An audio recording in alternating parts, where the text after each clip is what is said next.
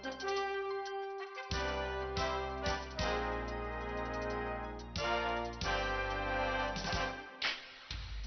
Kathy Schaefer, and this is Parents Corner on AACPS TV. Each month we talk about a topic of interest to parents like us. This month we focus on students and writing skills. Whether it's a college application essay, a daily homework assignment, or a future office memo, students need to graduate high school and be prepared to write for some real-world situations. In fact, with the Common Core curriculum, writing skills are standardized across grade levels and include words like exploratory texts, opinion pieces, and relevant evidence. We spoke with author Jennifer Keats Curtis on how she helps students express themselves through writing and find their inner author inspirations. You do writing workshops in a student magazine. Can you tell us a little bit about those? I do a lot of presentations where I have a chance to go in and talk to groups of kids, both about the writing process and about the animals about which I write. It's a great way to explain to kids that you don't get in a whole book in your head at one time and then just write it down once, that there is a whole process that goes with it. But I try to help them understand how exciting and fun it is to learn that information through the research and what you can gather through the research in order to write your stories.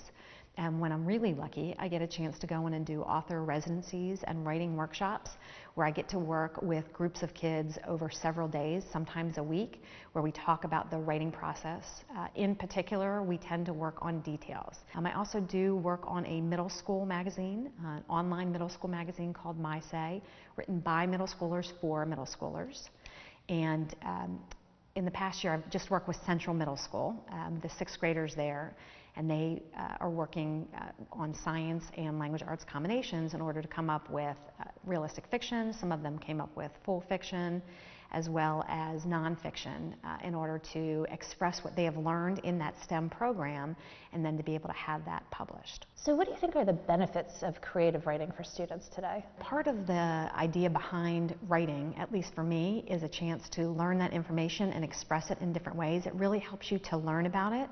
But especially for the creative writing, where you combine perhaps something that you've seen or learned with your imagination, it might help you to express your emotions or understand your emotions better, to see the world in a different way, and then perhaps to have a chance to share that with other kids or other adults so that they can help see things in a different way as well. I think it's really important to write in general. You know, there's a lot of inspiration in nature. Where do you talk to students about finding their writing inspiration? You can look anywhere to find inspiration. Nature certainly is a wonderful way to do that. If you are a kid who likes nature and you have perhaps a nature journal where you draw a picture or you write down some notes about what is exciting to you, and maybe at that time you're just writing down a couple of notes, but you sit on that for a couple of days and you start playing the what if game, and perhaps you see a frog and you think, I wonder why that frog was there. What if that frog was trying to talk to me? What if that frog wanted to be my friend? And you could come up with a creative expression that really started from that inspiration of just seeing one small frog in the wild.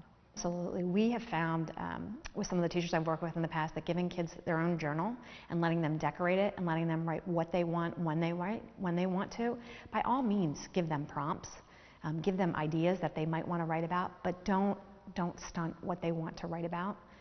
And you know what? They might want to draw and they might want to write a poem or a song, and that's fine. It's just that they are getting those ideas out of their head and down onto paper is the most important part. I'm sure you hear this from parents everywhere. My child just hates to write. Do you have any advice that you would give to parents who are saying that and feeling that about their kids? Don't force it. I had a daughter who didn't want to read out loud. She only wanted to be read to. So perhaps you could write with your child. I'm sure they have ideas, but they may not want to do the writing themselves. The other thing that might help is to allow them to express themselves in another way. Maybe they like to take photographs. So maybe taking a photograph would help them, and then perhaps they want to write maybe a sentence about that. Maybe they would prefer to draw something, and that's fine. It will come, but I think if you force it, it ends up being something that you don't want to do because everybody wants you to do it. I do think that it does come, and I do think that passion is the key word. Once you have something that really engages them, then they are far more interested in writing about it, especially if they think there's something they can do about it. So for students who do love to write, are there any resources you could suggest or anything you would say to them? I hope they can find different ways to share, even if it's talking to their schools. Maybe there's something that they could publish for their school newsletter, or perhaps there's a writing group and they could get together and create their own books and donate them to the library. But any way that they can continue to write that will encourage them to continue that writing. And I think a lot of times with kids like that, sharing is very important to them as well. So if there's a way, even if there's like a reading group, so they have a chance to share what they have written with other students who are interested, with groups that can really appreciate what they've done. So much of our school curriculum now is based on technology-based learning and science and math. Do you think that that's impacting the way that kids are writing? And or are there any ways to incorporate technology into spurring more reading and writing at school? Boy, that's such a good question. I think it's great. I think that even for somebody like me who loves creative fiction as much as realistic fiction and nonfiction, you need that inkling to start your imagination in the first place. And I love looking for that kind of science information because I feel like it really gets the creative juices going. It's exciting. So a lot of the kids too, they have a chance to see that, and then whenever they get to add that to something that's hands-on, and then perhaps to express themselves, hopefully through writing, but through other ways as well, they really absorb that information. And having that technology at their fingertips, I mean, I don't know what I did before Google, but it really helps to have all of that information right at your hand and then be able to go back and think about it and write about it afterward. The one thing I would say is just to be careful is that you're not only relying on technology. I still think that observation is the key to some of the writing, and if you've got your face in your handheld device the whole time, you're missing a whole lot that's going on. So on the opposite side of that is just to be careful that you're not relying on it so much that you're not just using your senses in order to take in what is going on around you. And I still take notes. I write them down, and I have terrible handwriting. So when I'm done, I go back and I type it, but I find that I do not remember it as well if I just type it. And there's been a whole host of research recently about even people who are in a college class and they're typing versus taking notes, and comprehension is higher when you are writing with your hand versus typing. And perhaps some of the reason is because you type a lot faster than you can write. So you're not thinking so much about what's being said, you're just sort of taking it in verbatim. Whereas if you have to write it down, you have to synthesize what's being said, and then you're jotting your own notes as opposed to just verbatim all the time. So I do think that that is very important also. So today's school culture seems like so much is performance-based.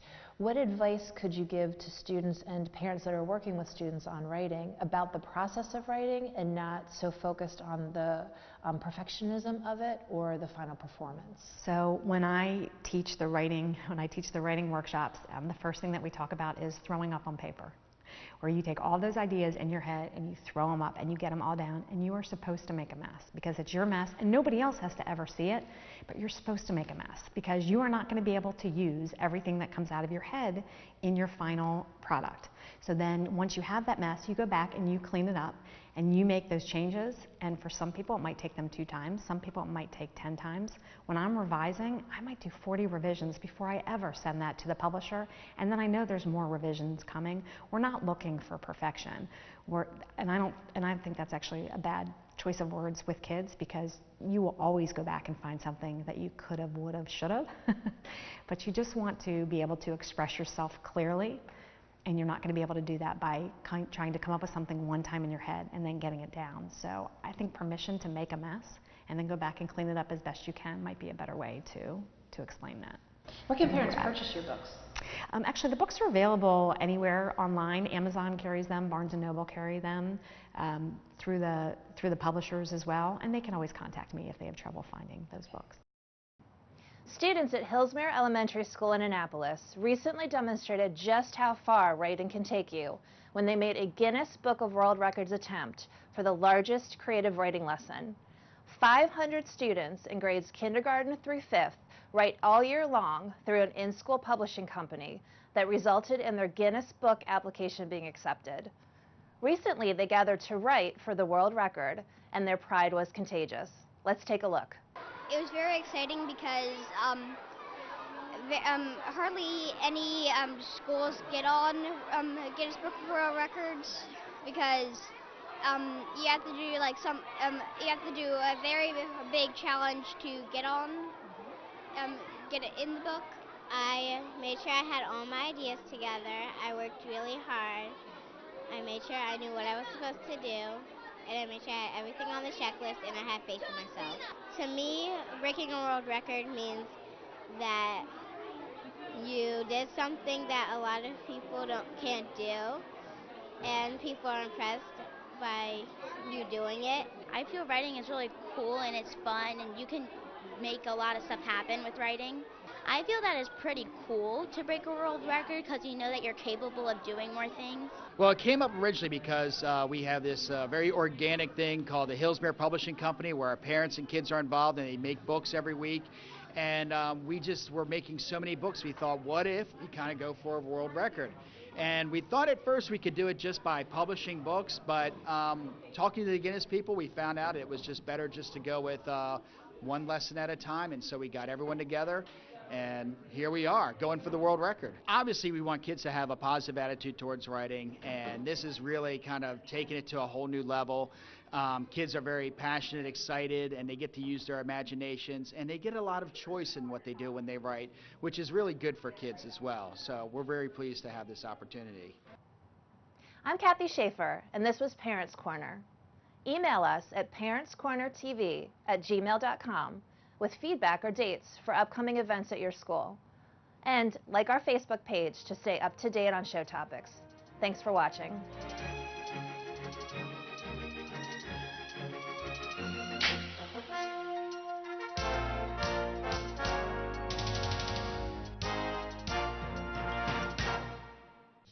Coming this summer on Your Mark, Get Set, Read, sponsored by Anne Arundel County Public Library. All ages can sign up for the fun at any of our 15 library branches, online or even on your smartphone. You can sign up anytime between June 6th and August 13th. Why should you sign up? It's fun, it's educational, and we give prizes and rewards for reading. Why is reading over the summer important? Reading helps you retain the skills you learned during the school year and prevents summer slide. We have special performances at all of our branches. Joe Romano, the Blue Sky Puppet Theater, Marion's Dynamic Duo, the Bubble Lady, and Spencer Spinney Johnson. We have musical concerts at many of our branches. Magpie, the Gambrels and Annapolis School of Rock Band, the U.S. Army Field Band Clarinet Trio, the U.S. Navy Band Country Current, and the Army Band Federal Brass. There are special concerts at Marley Station Mall, Magpie, and at the Annapolis Town Center, the Milkshake Duo. Come in anytime and complete a scavenger hunt and win a prize. There will be a random drawing of all who register throughout the summer for tickets to Orioles games, the Maryland Science Center, and Medieval Times. Read or be read to each week from July 11th through August 13th and be rewarded each week with a different coupon. If you read or are read to each of the 5 weeks of summer reading, July 11th through August 13th, you will be entitled to a free book. Check out our website and come to the library branch of your choice to find out the details. Hi, I'm Jody Rissy. When's the last time you watched Food for Thought? Make sure you tune in to AACPS TV and watch Food for Thought. I have so many guests on the show. We talk about partnerships here in Anne Arundel County as well as across the state. We talk about breakfast, lunch, even dinner, and our summer programs. Fruits and vegetables are always a topic. We want to make sure that you're having fruits and vegetables at home just like we have them here in school in Anne Arundel County. Make sure you keep watching AACPS TV and make sure you don't miss the next episode of Food for Thought.